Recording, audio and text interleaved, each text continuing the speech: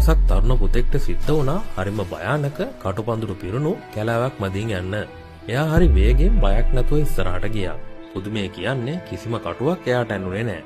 කැලෑවෙන් එළියට ආවම එයා ආඩම්බරෙන් කෑ ගැහුවා, "බලන්න මම කොච්චර දක්ෂද කියලා. මේ මුළු කැලෑවම පහු කළා. එක කටුපාරක්වත් නැහැ. මට කාගෙන්වත් උදව් ඕනේ නැහැ." එතන හිටපු මහලු මිනිහෙක් hina වෙලා ඇහුවා, "පුතේ ඔයා ඔය පාරේ තනියමද ආවේ?" පුතා ආපහු හැරිලා බැලුවා. එයා දැක්කා එයා ආපු පාර දිගේම එයාට අඩි කිහිපයක් ඉස්සරහින් එයාගේ අම්මා ඇවිත් තියෙනවා.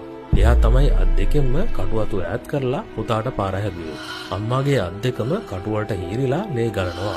පුතා දිහා බලපු අම්මා ඉක්මනට එයාගේ තුවාලුණු අත් දෙක පිටුපසට හංගාගෙන hina වෙලා කිව්වා, "බය වෙන්න එපා පුතේ. මම ආවේ ඔයාට තනියම පාළු හිතේ කියලා."